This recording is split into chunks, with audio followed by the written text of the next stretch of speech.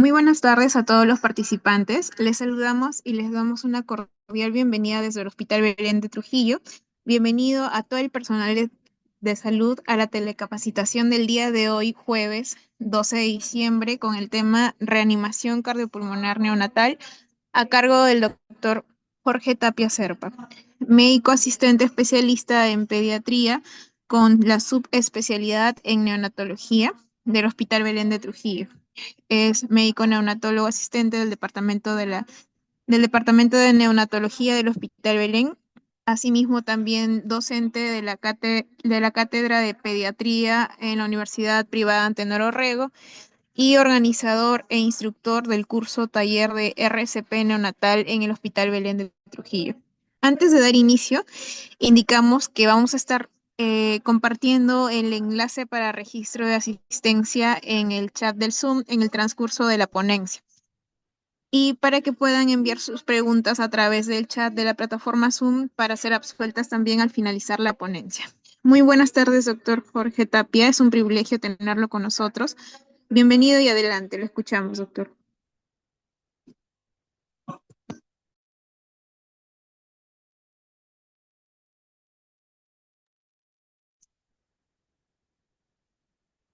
Hola, doctor. ¿Podría activar su micrófono y su cámara, por favor?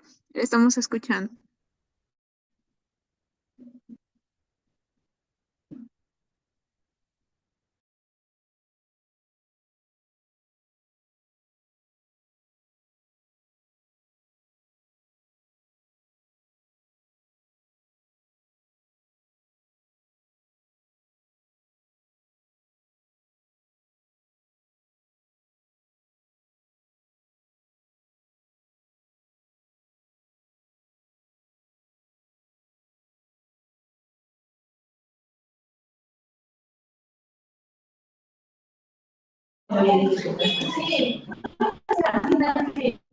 Muy bien, muy bien. Eh, entonces les decía que es para mí una satisfacción estar nuevamente con ustedes compartiendo este tema muy interesante, sabiendo que más o menos un 60-70% de nuestros establecimientos en la región reciben bebés, hay nacimientos, si no es las 24 horas, un turno, dos turnos, y en algunos centros sí las 24 horas, ¿no? De tal manera que debemos estar preparados para la eventualidad de atender un bebé que necesite algún tipo de reanimación, ¿no? Ojalá nunca nos toque reanimar un paciente, pero frente a la eventualidad tenemos que estar preparados. Entonces, nosotros vamos a seguir un fluxograma, es este, a grandes rasgos les comento, ¿no? Primero tenemos que prepararnos, el equipo debe estar consciente de lo que va a hacer, de lo que no va a hacer, del equipo que esté listo, ¿no? Coordinaciones previas con el equipo de obstetricia también. Una vez que se produce el parto, debemos determinar si este niño necesita o no reanimación. Si es que lo necesita, vamos a seguir lo que se denomina los pasos iniciales de la reanimación, ¿no? Luego vamos a continuar con la ventilación a presión positiva y luego vamos a continuar, si es necesario, con la intubación, ¿no? Y luego con el masaje cardíaco o compresiones torácicas, que es el término correcto, y luego con el uso de medicamentos, ¿no? Entonces, lo que les comentaba, llega el equipo de obstetricia y nos dice, doctor, viene una gestante, nos han avisado que viene una gestante de 36 semanas de edad gestacional, ¿no? En bradicardia el bebé, el feto en bradicardia, y está llegando a nuestro establecimiento. ¿Qué debemos hacer primero? ¿No? Primero, debemos identificar los factores de riesgo, ¿no? En este caso, la mamá, la edad de la mamá, si tiene alguna comorbilidad la mamá, si está presentando algún evento agudo en ese momento, ¿no?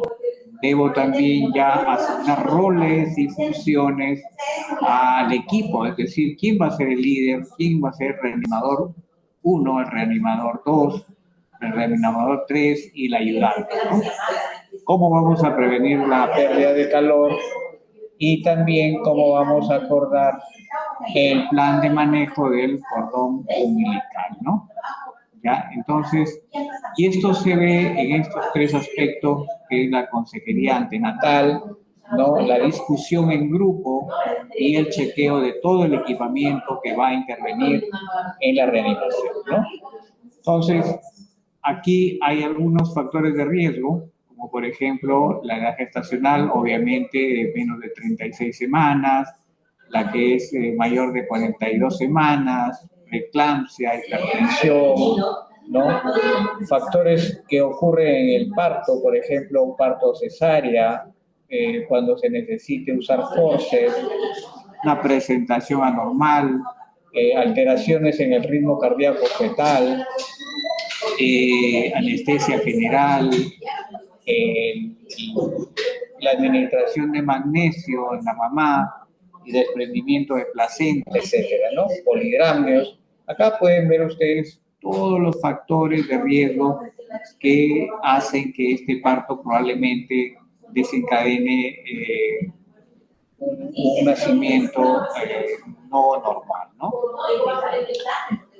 Entonces, fíjense aquí algunas funciones para tener en cuenta de qué va a ser el reanimador 1, porque en el momento en que este bebé nace mal, en ese momento no podemos perder segundos valiosos en recién ponernos de acuerdo los roles de cada reanimador, ¿no? Entonces, fíjense ya, acá tenemos más o menos una guía para ver qué va a ser el reanimador 1, por ejemplo.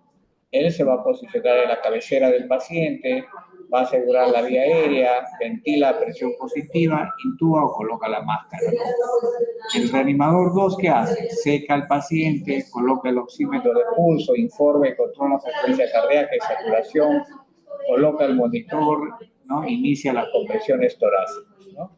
El reanimador 3, si es que se requiere, va a iniciar la colocación del acceso vascular, ¿no? Y también prepara y administra la medicación. Y los ayudantes o el ayudante controla los tiempos, documenta el agua, ¿no? Entonces es una guía para más o menos tener en cuenta cada reanimador cuál es su función. También hay que verificar el equipo. En realidad, mi sugerencia es que antes de cada turno, es decir, por ejemplo, en el turno de 7 de la mañana a 1 de la tarde, el personal técnico que ingresa debe chequear todo el material, que no solamente esté presente, sino también que funcione. Me refiero, por ejemplo, a la Doctor, diagnóstica. disculpe que me interrumpa, pero se escucha una conversación de fondo y no nos deja escuchar su gran ponencia. No sé quiénes hablan, si es de parte de usted o es que A hay ver, otro micrófono. señorita de capacitación, por favor. Sí, ahora doctor, en un minutito, ahorita estamos viendo el tema de los ruidos externos. Un problema que no lo han solucionado todavía, ¿no? Eh, les comentaba pues que la verificación rápida del equipo de reanimación neonatal, no solamente que el equipo esté presente, ¿no? Sino que esté en pleno funcionamiento. Por ejemplo, que las pilas del laringoscopio estén puestas y que estén cargadas, obviamente. Entonces, están gritando en lugar de conversar. Entonces, ya, disculpen ustedes. Ya, entonces, esto también es una guía para tener en cuenta, a la hora de hacer todo el material, ¿no? Antes del turno. Mi sugerencia es antes del turno, porque en el momento cuando ya se dan las cosas, A veces por la premura no podemos, digamos, tener toda la mano, ¿no? Muy bien.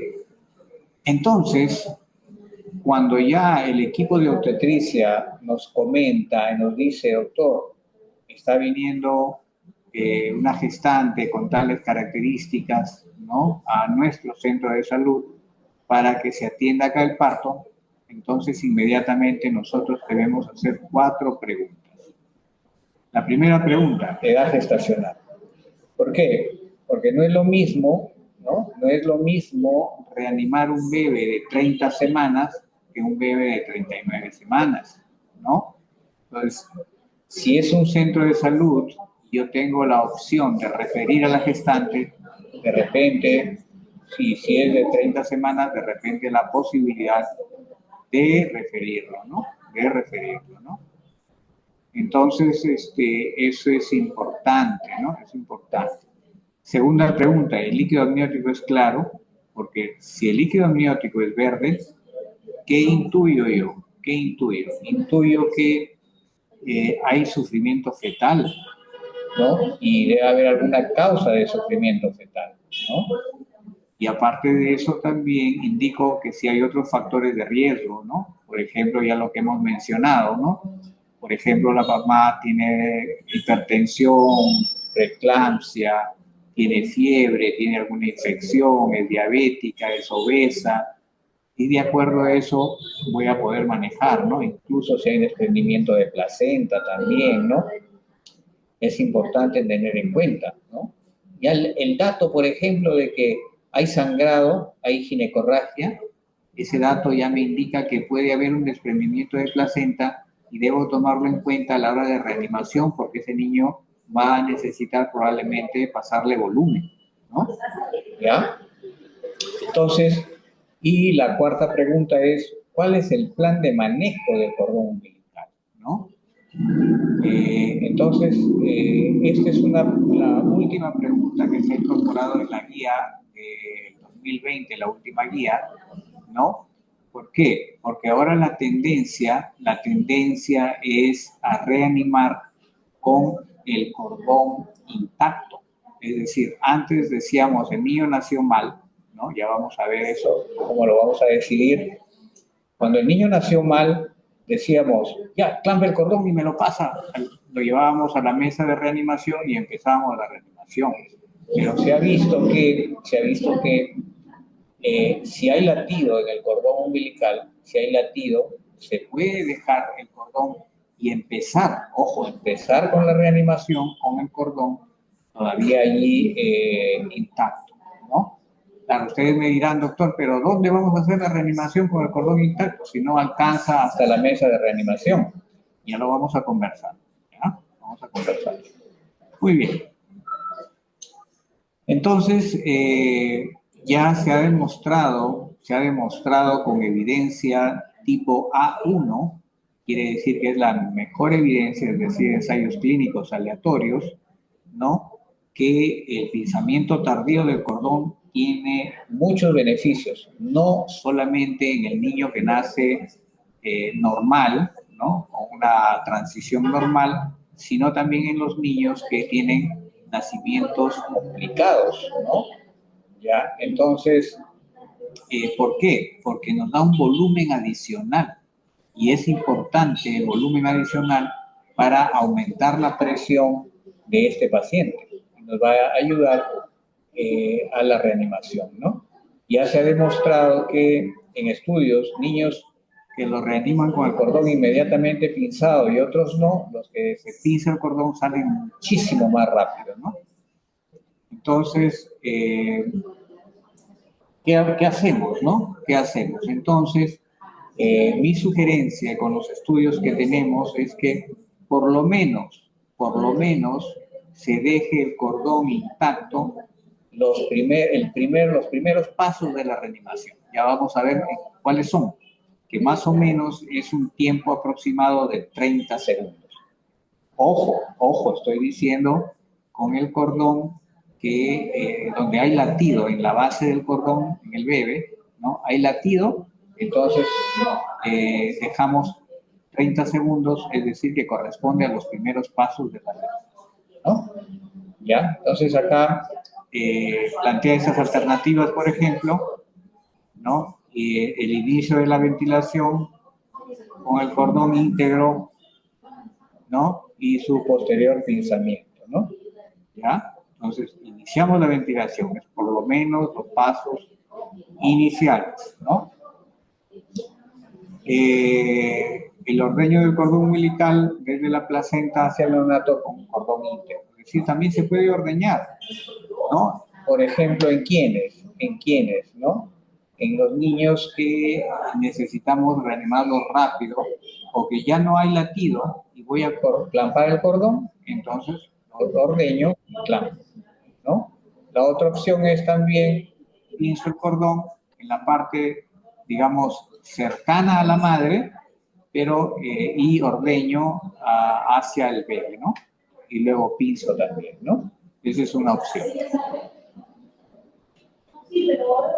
Entonces, fíjense las ventajas pues en comparación con las desventajas realmente pues son abrumadoras, ¿no?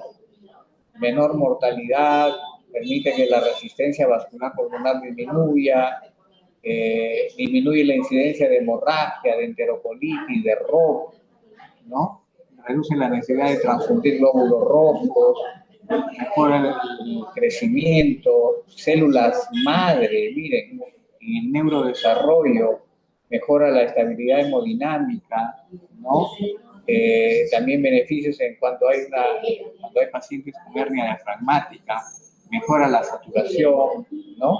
Etcétera.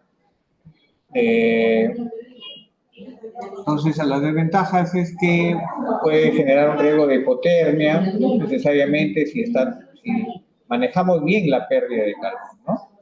Y, como les dije, se necesitan camillas de reanimación especializadas que estén junto a la madre, al periné de la madre, porque el cordón es corto, pues, ¿no? Pero eso ya lo vamos a ver cómo lo vamos a manejar. Muy bien. Entonces, no pierdan de vista a nuestro paciente que llegó a nuestro centro de salud. Entonces, llegó la paciente, la instalan en sala de partos, ¿no? Instalan en sala de partos, ¿no? Y atienden el parto. Entonces, en el primer segundo que el obstetra o la obstetriz, en el primer segundo que nace ese bebé, que lo tiene sostenido en sus manos, en ese primer segundo, yo debo hacerme estas 3 preguntas. ¿Sí?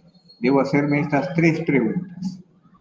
La gestación es a término, es a apariencia de término, la gestación, ¿no? ¿Qué significa eso? No es que le voy a hacer el capurro, no, sino que es apariencia de término. ¿Y cómo yo determino que tiene apariencia de término? Que es un bebé grande, que de repente la piel ya está con ciertas arruguitas, si la puedo visualizar, que si el líquido es ya verde, porque un prematuro no hace, o un prematuro muy prematuro no hace líquido verde, ¿no? Entonces ya intuyo que podría ser a término, ¿no? O de repente veo que es muy pequeño y el líquido amniótico es como cristal de roca, entonces intuyo que es prematuro, porque el líquido cristal de roca es en los prematuros. Sin embargo, en los niños a término, el líquido amniótico es brumoso, ¿no? Entonces, esas características me hacen pensar que pudiera ser a término o no, ¿no? Esa es la primera pregunta. ¿Tiene buen tono? Eso es en un segundo lo veo. ¿Por qué? Porque si el niño está en cuadriflexión, hace cuadriflexión, tiene buen tono, ¿no? Si hace una flexión media es un tono medio y si está completamente flácido como un muñeco de trapo, quiere decir que no tiene tono. Y la otra pregunta es si llora o respira, que es evidente ver si llora o respira, ¿no? Entonces, de tal manera que estas 3 preguntas máximo me deben demorar 2 segundos. Máximo me deben demorar 2 segundos, ¿no? Es una foto que yo tomo en mi mente y observo estas 3 preguntas. Y estas 3 preguntas son importantísimas. ¿Por qué? Porque me va a permitir tomar la decisión de decir, ¿este bebé lo reanimo o no lo reanimo? ¿Sí? Muy bien. Entonces, no lo dice la guía, pero los estudios, otros estudios europeos dicen que el signo más evidente, ¿no?, o más importante es el tono. ¿Por qué? Probablemente los ustedes que atienden partos o reciben bebés, a veces el niño nace y está un poco flácido, pero en unos segundos inmediatamente hace cuadriflexión, pero todavía no llora, ¿no? Y estos niños que hacen cuadriflexión, ojo, el 100% va a llorar. No existe un niño que haga cuadriflexión y no llore después, ¿no? Entonces estamos hablando del niño que no llora, cuando nace no llora, porque tampoco ustedes apenas nacen el primer segundo, 2 segundos, 3 segundos, no llora y dicen ya, hay que reanimarlo. No, hay que esperar unos segundos mientras uno hace las preguntas, ¿no? Ya, y entonces, pero si primero hace buen tono, respiren con tranquilidad. Obviamente, si primero lloró, pues obviamente ese niño no necesita reanimación, ¿no? Y este de la gestación está determinado a ver si es muy prematuro este pequeño, si hay que tener algunas consideraciones especiales que vamos a ver, ¿no? ¿Ya? Muy bien. Entonces este niño que llegó a nuestro centro de salud, que nos dijeron que tenía bradicardia, ¿no? Entonces es un niño grande, un niño grandecito, con líquido claro, ¿no? Pero que no tenía, estaba como muñeco de trapo, ¿no? Completamente flácido, y no llora ni respira. Entonces, máximo en unos 3 segundos, 4 segundos a más tardar, yo digo, este niño requiere reanimación. Entonces, ¿qué hago? Lo primero, pues ya el ayudante o alguien toca el cordón umbilical a nivel de la base del bebé, a nivel de la base del cordón umbilical, ¿no?, a 1 centímetro de la piel, el abdomen del bebé, tocamos. Si hay un buen latido, entonces le digo, obstetriz, no clampe el cordón aún, ¿no? Entonces lo coloco al bebé en el vientre materno. Miren, ¿ah? ¿Qué estoy haciendo ahí? Le estoy proporcionando calor, ¿no? Estoy proporcionando calor. Además que la temperatura del ambiente ya debe estar en 26 grados. Debo tener las mantas precalentadas. Entonces coloco piel con piel, ¿no? Encima coloco la manta precalentada y empiezo a secar. Ojo, warm, que es calentar. El primer paso, que es calentar, ya lo estoy haciendo cuando la temperatura del ambiente es 26 grados, cuando lo coloco en el vientre de la mamá, esto es, ¿no?, temperatura. Luego, coloco encima los paños recalentados y seco al paciente, ¿no? Seco al paciente.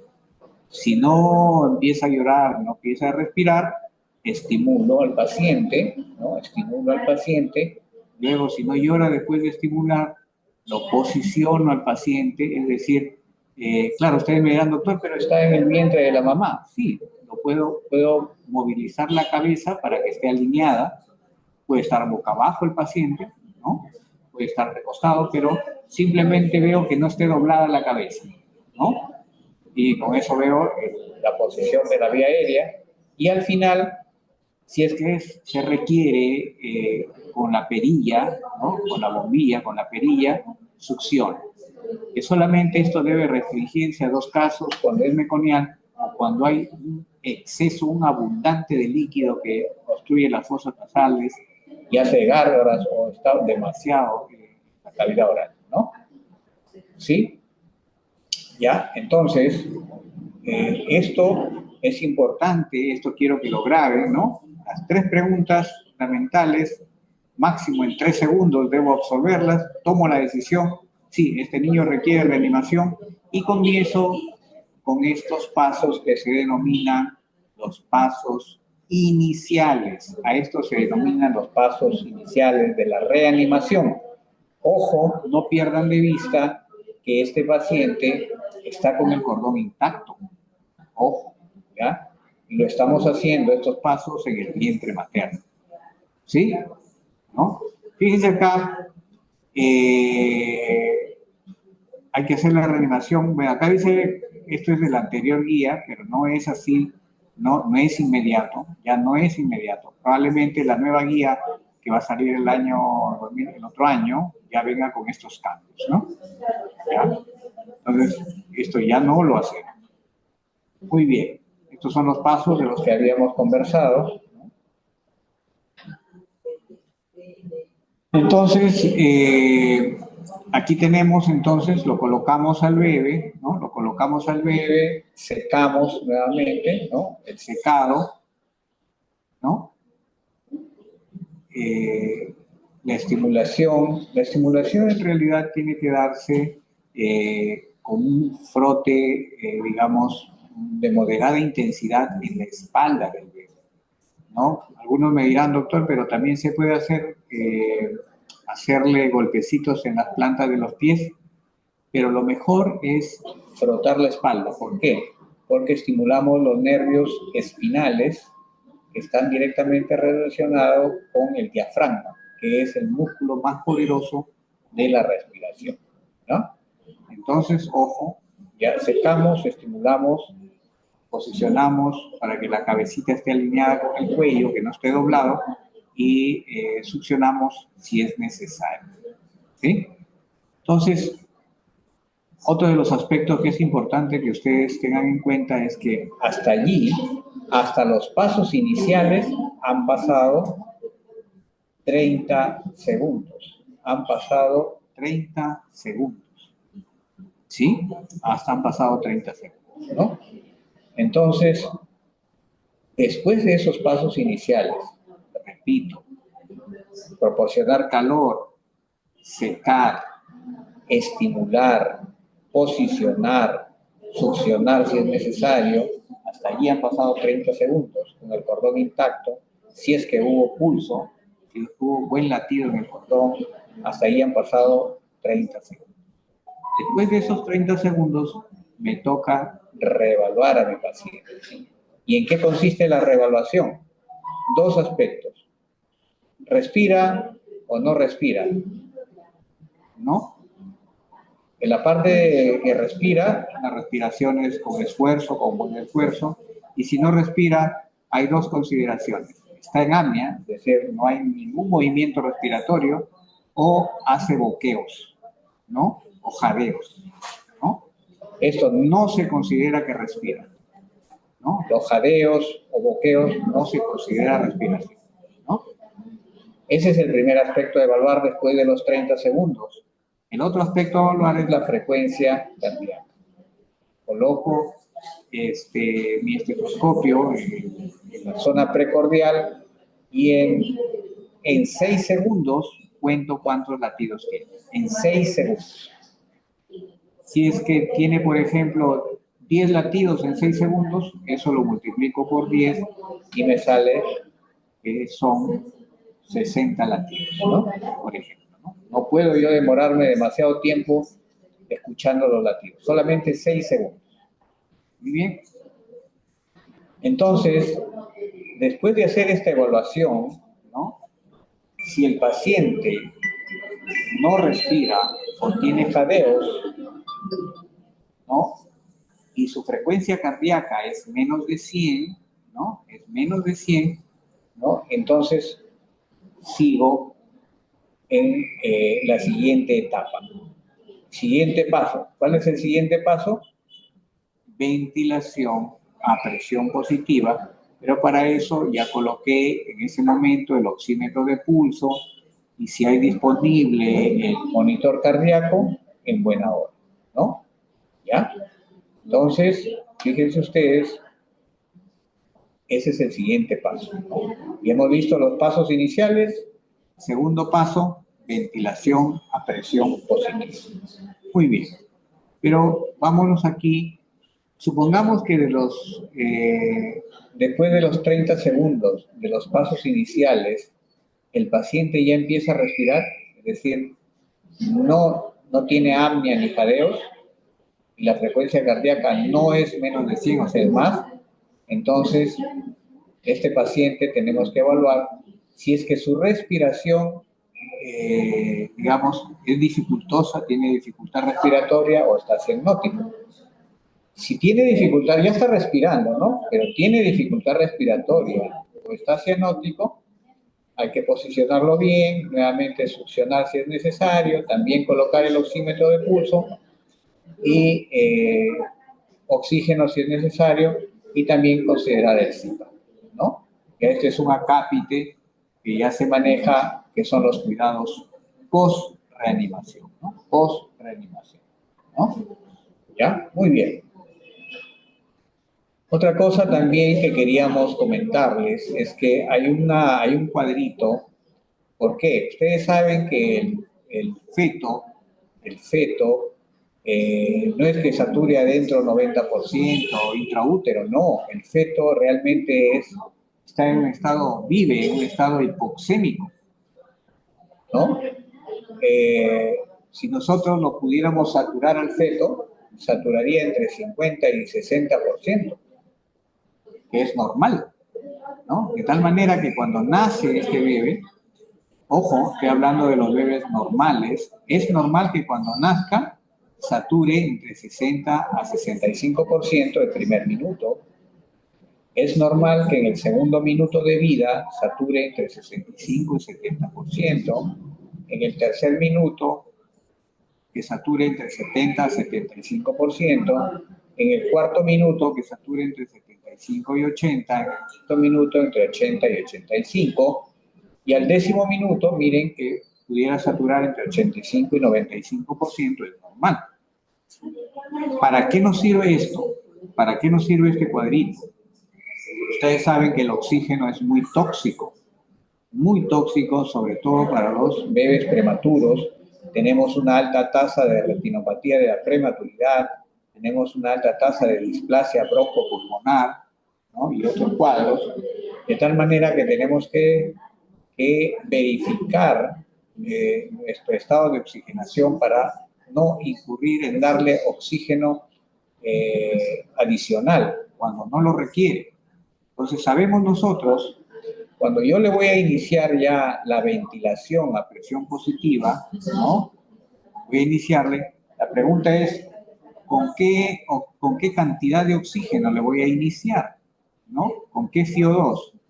Se ha establecido que a los niños mayores igual de 35 semanas empecemos con 21% de oxígeno, ¿no? Y a los niños menores de 35 podemos empezar entre 21 y 30%. Nos dan el margen que podríamos empezar entre 21 a 30%. Pero esto depende de qué. Supongamos que yo empiezo con la ventilación a presión positiva, ¿no? Y veo que ya estoy yo en el segundo minuto de vida y el niño satura 68%. Claro que me asusto, ¿no? Segundo minuto de vida, está probablemente cianótico, satura 68%, pero es su saturación dentro del rango normal. Entonces puedo seguir con 21%, ¿no? Pero si yo estoy en el segundo minuto de vida, me satura 60%, sí puedo aumentar un poquito la CO2, es decir, la cantidad de oxígeno, ¿no? De repente, empecé con 21, puedo aumentarlo a 25%. Entonces, este cuadro me sirve para titular la cantidad de oxígeno que yo le voy a entregar al bebé a través de la ventilación a presión positiva. Bueno, esto vimos cuando ya el bebé, después de los pasos iniciales, empieza a respirar, ¿no? Le puedo administrar oxígeno a flujo libre, o CPAP si tiene mucha dificultad respiratoria, etcétera, ¿no? Entonces, aquí le estamos administrando CPAP, ¿no? Le estamos administrando CPAP, ¿no? Muy bien. Entonces, pasamos ya a los pasos iniciales, 30 segundos. El bebé no respira después de estos 30 segundos. Entonces, yo digo, tengo que empezar con ventilación a presión positiva. Definitivamente, esto no lo voy a poder hacer en el vientre materno. Necesito una superficie sólida. Entonces, lamentablemente, tengo que decirle, obstetra, corte el cordón umbilical que me lo voy a llevar a la mesa de reanimación, a la salud. En otros países, ¿qué pasa? Ya tienen adaptado una pequeña camilla con todo, con oxígeno, con el reanimador, con todo. Es muy pequeña de tal manera que lo pegan al periné de la madre y siguen con la reanimación con el cordón intacto, ¿no? Entonces, pero bueno, acá todavía no lo tenemos, entonces, ¿qué hacemos? Clampamos en ese momento y lo pasamos a la mesa de reanimación. Pero este bebé ya se benefició por lo menos en los primeros 30 segundos de vida de la transfusión de sangre que te va a ayudar para la reanimación, ¿no? Muy bien. Entonces, nuestro segundo paso, ventilación a presión positiva, ¿no? Tenemos dos equipos que se usan, que es la bolsa autoinflable, mal llamado AMBU, que es la marca, y tenemos el reanimador de pieza en T, también llamado Neopaf, mal llamado Neopaf, porque esa es la marca, ¿no? Esos dos elementos tenemos, ¿no? Para darle, ¿no? Entonces, a ver,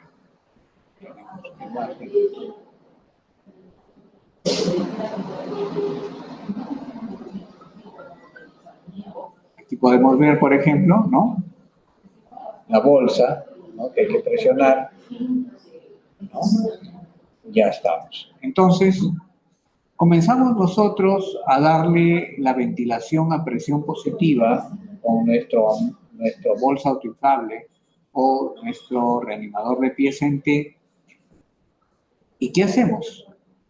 Los primeros 15 segundos le voy dando la ventilación a presión positiva y al cabo del segundo 15 me toca evaluar a mi paciente, ¿no? Acá está. A los 15 segundos de iniciada la DPP, ¿no? ¿Qué hago primero? Voy a ver la frecuencia cardíaca, ¿ya? La frecuencia cardíaca. Acá está, ¿no? Primera evaluación, a los 15 segundos de iniciado mi ventilación a presión positiva, frecuencia cardíaca. Si la frecuencia cardíaca está aumentando, yo digo en voz alta, frecuencia cardíaca está aumentando, entonces, ¿qué hacemos? Continuamos con la ventilación a presión positiva 15 segundos más para completar mis 30 segundos de ventilación a presión positiva efectivos, ¿no? Muy bien. Si después de mis primeros 15 segundos la frecuencia cardíaca no está aumentando, entonces yo tengo que evaluar si el pecho se está moviendo, si se está elevando, porque si el tórax se eleva, quiere decir que lo estoy haciendo bien, pero por algún motivo la frecuencia cardíaca no se eleva, pero sí se mueve el tórax. Entonces quiere decir que lo estoy haciendo bien. Entonces, ¿qué hago? Doy 15 segundos más de ventilación a presión positiva, ¿no? Entonces completo mis 30 segundos de ventilación a presión positiva. Pero ¿qué pasa en el tercer escenario? La frecuencia cardíaca a los 15 segundos de ventilación no aumenta, pero tampoco el tórax se expande, ¿no? ¿Ya? Por favor, si pudieran apagar sus micrófonos.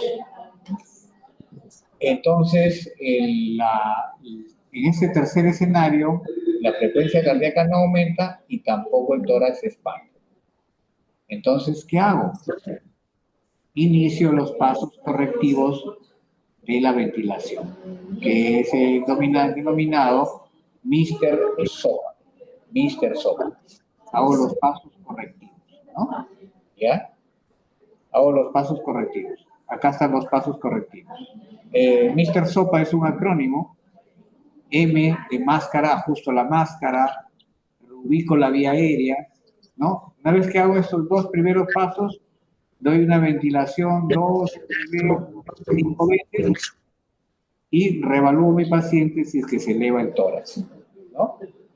Si no se eleva, sigo con dos pasos correctivos más, que es la succión, ¿no? Que es la succión y la boca, abro la boca. Entonces, después de corregir estos dos pasos, doy 3 a 5 ventilaciones más y no se levanta el tórax, hago otro paso correctivo más, ¿no? Que es la presión, ¿no? Aumento la presión de mi ventilación a presión positiva, ¿no? Lo puedo aumentar de 5 en 5, si le estaba dando 20 centímetros de agua, lo puedo aumentar a 25. Pero acá ya no lo hago de 2 en 2, sino de 1 en 1. Solamente aumento la presión y doy 4 a 5 ventilaciones más. Si a pesar de eso no se eleva el tórax, entonces ya me queda mi último paso correctivo, que es la vía alternativa, que es la colocación del tubo endotraqueal. Nosotros no tenemos máscara laringea, acá en el Perú no hay, entonces intubamos al paciente, ¿no? Intubamos al paciente. Entonces, fíjense ustedes que ya tenemos nuestros dos pasos primero los pasos iniciales que ya lo vimos, 30 segundos, luego empezamos con la ventilación a presión positiva, ¿no? Ya le dijimos cómo lo vamos a hacer, ¿no? Entonces, a los 30 segundos de haber dado ventilación a presión positiva que mueve el pecho, o sea, efectiva, ¿ya? Yo no puedo pasar a la siguiente etapa si es que no he dado 30 segundos de ventilación a presión positiva que mueve el pecho. ¿Ya? Tenemos que dar primero 30 segundos de BPP que mueve el pecho. Entonces, a los 30 segundos, evalúo nuevamente a mi paciente. Evalúo igual latidos y respiración, ¿no? Si tiene latidos, continúo la ventilación a presión positiva hasta que inicie cuando yo tengo 100. Pero si tengo menos de 100, igual sigo con mi ventilación y puedo hacer nuevamente los pasos correctivos. Pero si tengo menos de 60, ya hice mis pasos correctivos, ya hice el último paso que es la intubación, entonces ya voy a iniciar el siguiente paso, que son las compresiones torácicas. Pero para eso tengo que poner el oxígeno al 100%, al 100%. Muy bien. Vamos a ver algunos aspectos de la intubación, ¿no? Que es, digamos, el último paso correctivo de este Mr. SOPA, ¿no?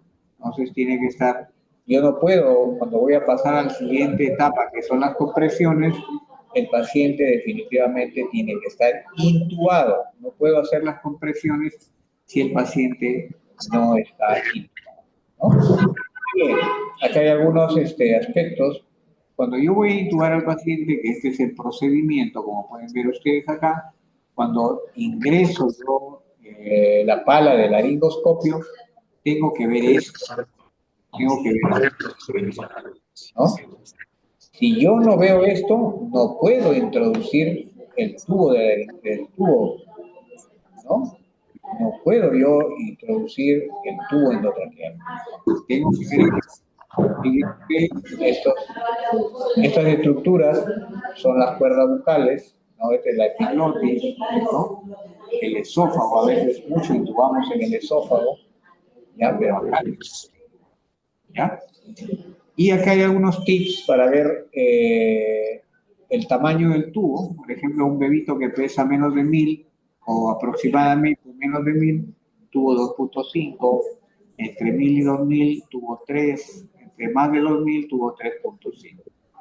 Y acá también tenemos cuánto vamos a ingresar ese tubo, cuántos centímetros, ¿no? Y acá tenemos también los tips, ¿no? Muy bien. Entonces, seguimos a nuestro paciente, seguimos los pasos iniciales, segundos con el cordón intacto, no respiró, le dimos 30 segundos de ventilación a presión positiva efectiva, es decir, que se movilizara el tórax, no respiró, chequeamos la frecuencia cardíaca, está en menos de 60, vamos a decir que está en 50 por minuto, entonces tomamos la decisión de hacer masaje cardíaco, ¿no? Pero ya no se llama masaje cardíaco, ese término no es correcto, sino se llama compresiones torácicas, ¿ya? Compresiones torácicas. Entonces, ¿cómo vamos a hacer? Esa es la técnica, fíjense ustedes, la técnica de los 2 pulgares es la mejor técnica. El reanimador 1 que estaba en la cabecera, aquí estaba el reanimador 1, se pasa acá al lado derecho del paciente, ¿no? E ingresa el reanimador 2 que va a hacer el masaje cardíaco. Ojo, el masaje cardíaco se da en simultáneo con la ventilación. O sea, en simultáneo no quiere decir que yo presiono al mismo tiempo le doy la ventilación porque le puedo romper el tórax. No, sino simultáneo significa que la etapa de ventilación se da en simultáneo con la etapa de compresiones torácicas, ¿no? ¿Ya? Entonces, ¿cómo lo hacemos? ¿Cómo se abraza el tórax? ¿No? Los dedos, los pulgares aquí, a nivel, acá a este nivel, ¿no? Debajo de la línea intermamilar, por encima del apéndice sifoides, ¿no? ¿Ya? Entonces, se comprime con los pulgares, se comprime. ¿Cuánto vamos a comprimir? Vamos a comprimir un tercio del diámetro anteroposterior del tórax. ¿Sí? El diámetro anteroposterior del tórax, ¿no? Eso vamos a comprimir. Entonces vamos a comprimir 3 veces. Entonces dice 1. Cuando yo comprimo digo 1 y cuando suelto digo I. Entonces digo 1 I, 2 I, 3 I. Digo el último I. El reanimador 1 hace la ventilación, ¿no? Entonces, miren, esto es coordinado, ¿no? 1, 2 I, 3 I, dice ventila I. 1 I, 2 I, 3 I, ventila I. 1 I, 2 I, 3 I, ventila I, ¿no? Esa es la coordinación entre ventilación y compresiones torácicas. De tal manera que por cada ciclo debo hacer 3 compresiones y una ventilación. Deben ser hechas en 2 segundos. En 2 segundos, de tal manera que en 1 minuto se hayan hecho 90 compresiones y 30 ventilaciones por minuto. ¿Sí? Dicho sea de paso, esta etapa de compresiones y ventilación debe durar 1 minuto. No se olviden ustedes, el oxígeno debe estar a 100%. Entonces, al término del minuto, nuevamente tengo que evaluar a mi paciente. ¿Y qué evalúo? Evalúo si la frecuencia cardíaca sigue en 60. Bueno, nuestro paciente, recuerdan ustedes que tenía 50, entonces lo evalúo al minuto, luego de mis compresiones, y ahora tiene 55. Entonces, tomo la decisión de, bueno, continúo con el masaje, con las compresiones torácicas y la ventilación, continúo, pero tomó la decisión de administrar ya medicamentos. Algo que es importante también destacar es que en este momento, claro, yo diría, pero doctor, ¿por dónde le vamos a pasar los medicamentos? Claro, es que ahorita ya no lo voy a hacer. Cuando yo estaba por empezar las compresiones clásicas y el masaje cardíaco, cuando yo estaba por empezar, yo debo indicar al tercer reanimador que vaya colocando una catéter umbilical, ¿no? Venoso, para, frente a la posibilidad de que pudiera usarse medicamento. De tal manera que cuando yo termino este minuto importante de compresiones torácicas, cuando yo termino, ya el catéter debe estar puesto. Catéter se puede poner en 20 segundos, ¿no? No es necesario. Introducimos el catéter de 2 a 4, primero de 2 a 4 centímetros. Si no sale sangre en ese momento, si yo no veo sangre, introduzco un poquito más hasta donde salga sangre, ¿no? Y eso es todo. Se hace una fijación transitoria y eso es todo. ¿Ya? Entonces, de tal manera que al cabo de mis 60 segundos, es decir, del minuto de compresiones, ya tengo esta vía y voy a administrar medicamentos. ¿Qué medicamento vamos a administrar? Adrenalina. ¿Cuál es la dosis? La dosis, no, primero tenemos que diluir, ¿ya? Tenemos que diluir. ¿Cómo hacemos la dilución? Ustedes saben que la adrenalina viene, una ampolla viene de 1 mililitro, y en 1 mililitro viene 1 miligramo, ¿no? 1 miligramo de adrenalina. 1 mililitro. Esta dilución corresponde a 1 sobre 1000, ¿no? Pero nosotros tenemos, para administrar este medicamento, tenemos que diluirla a 1 sobre 10.000. Entonces, ¿qué hacemos? En una jeringa de 10 centímetros, sacamos toda la ampolla, el mililitro de adrenalina, y completamos con 9 mililitros de solución salina. Una vez que hacemos eso, ya tenemos nuestra dilución al 1 sobre 10.000. Entonces, ¿cuál es la dosis?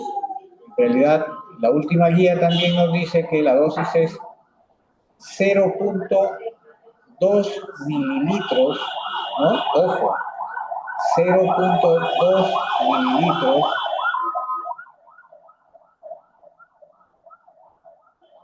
0.2 mililitros por kilo, ya una vez que está diluida.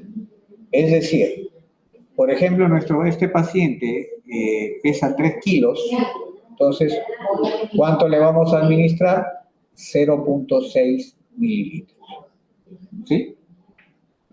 ¿Ya? ¿Lo tenemos o no? ¿Ya? Entonces, pero ustedes me dirán, doctor, pero en una jeringa de 10 mililitros es difícil calcular 0.6. Para eso, mediante una llave de triple vía, vamos a colocar de esta dilución que está en la jeringa de 10, vamos a pasar 1 mililitro a una jeringa de 1 centímetro, ¿no? La jeringa de tuberculina. Y de la jeringa de tuberculina ya le vamos a pasar la dosis calculada. ¿Sí? Y luego de administrar esa dosis, vamos a lavar esa solución con 3 mililitros de suero fisiológico. ¿Hasta cuántas dosis se puede colocar si no hay respuesta? Podemos colocar hasta 3 dosis, ¿no? Cada 3 a 5 minutos, ¿no? Entonces, lamentablemente en nuestro paciente no hay respuesta, ¿no? No hay respuesta. Después de las 3 dosis administradas, ¿qué hacemos? Ahora sí, tenemos que colocar solución salina. Ya, un reto de fluidos a 10 mililitros por kilo. De tal manera que si este pesa 3, le vamos a administrar 30 mililitros. Ojo, me estaba olvidando acá, la administración de la adrenalina es en bolo, es decir, rápido, ¿ya? Es rápido. Sin embargo, aquí la administración administración del cloruro es a 3 hasta 5 minutos. ¿Ya? No se olviden. Entonces, fíjense ustedes que después de la administración del cloruro de sodio, los 30 minutos, comienza a subir ya la frecuencia cardíaca de este paciente, ¿no? Comienza a subir la frecuencia cardíaca de este paciente, de tal manera que comienza a mejorar sus parámetros, y comienza incluso a respirar mejor ya, ¿no? ¿Qué había pasado? Aparentemente no nos dieron el dato, ¿no? Había habido no hicieron bien la ecografía, había un hematoma retroplacentario, luego nos dijeron, ¿no? De tal manera que había habido pérdida de sangre, ¿no? ¿Ya? Entonces, fíjense ustedes, estos son los pasos que se siguen para hacer una reanimación, ¿no? Acá también vale la pena comentarles, a veces no hay quien coloque un catéter umbilical, ¿no? Se puede colocar una vía intraósea, o también se puede considerar el uso de la administración de la adrenalina por vía endotraqueal, ¿no? Ahí la dosis es de 0.5 a 1 mililitro, 0.5 a 1 mililitro por kilo, ¿no? Si es por vía endotraqueal. Claro, la efectividad no es la misma, pero frente a la ausencia de una vía endovenosa se puede hacer eso. En los pacientes en los cuales no hubo latido, la reanimación debe extenderse hasta los primeros 20 minutos. Después de 20 minutos, si no hay latido, se declara fallecido, ¿no? En nuestro medio, bueno, el no inicio de la reanimación es un poco, digamos, relativa. Por ejemplo, en nuestro medio se dice que en los niños menos de 23 semanas no se debe reanimar, ¿no? Ya, excepto en que el bebé esté, pues, con cierta vitalidad, ¿no? O también con diagnóstico de malformaciones, digamos, no viables, ¿no? O signos biológicos de muerte. En otros países, ahora se ha extendido a menos de 21 semanas, imagínense, ¿no? De 21 semanas. ¿Ya? Entonces eso hay que tenerlo en cuenta. Muy bien. Estoy atento a sus preguntas.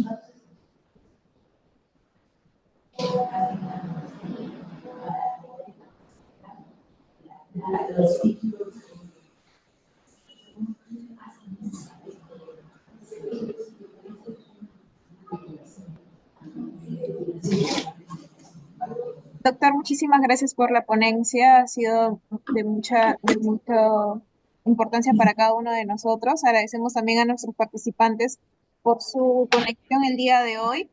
Doctor, vamos a dar unos minutos para que nuestros participantes nos realicen sus preguntas.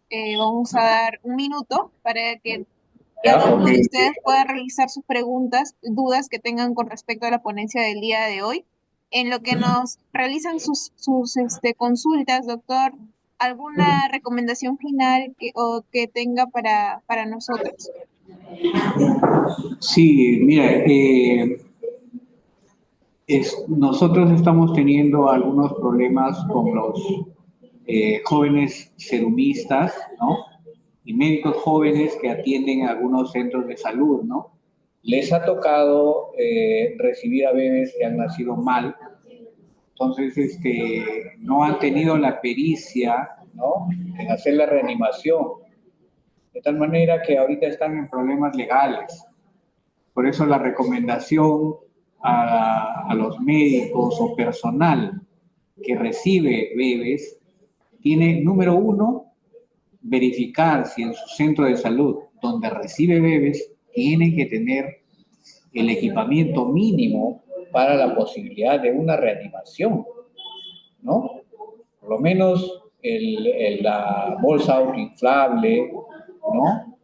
Que haciendo la ventilación a presión positiva, el 90% de los niños salen de este cuadro, ¿no? por lo menos tener eso, ¿no? Para tener una reanimación, digamos, efectiva, ¿no? Entonces, yo les sugiero que revisen ustedes su equipamiento y si no lo tienen, hagan el requerimiento correspondiente para que esté completo, ¿no? Y no haya problemas médico-legales, ¿no? Entonces, eso es importante. La salud perinatal, digamos, está siendo muy evaluada porque es un indicador de la salud en general, ¿no? La salud, de cómo se está manejando la salud en un país y nuestros indicadores, digamos que no están yendo muy bien, ¿no? De manera que debemos insistir, de repente también, si es que fuera el caso, solicitar aquí al Hospital Belén, ¿no? De poderles hacer un curso, taller de reanimación neonatal, ¿no? Estamos, con mucho gusto, podríamos hacerles un curso de reanimación neonatal, ¿no? Programarlo bien y hacerlo para que puedan ustedes también hacer la réplica en sus respectivos centros de salud, ¿no? Y haya mejor pericia en atender estos casos. Así es, doctor, una muy buena propuesta para que se pueda incorporar aquí en el Hospital Belén y poder realizar el curso que sería el taller que sería de gran interés para cada uno de nosotros. Doctor, tenemos una pregunta por parte de nuestros participantes. Nos comentan, en los pasos correctivos, por decir, los dos primeros pasos, luego se realiza BPP. ¿Cuánto tiempo debo realizar BPP por cada paso? Ya, sí, o sea, no, después de los pasos correctivos, no se ha trabajado en tiempo, es decir, no nos fijamos en tiempo.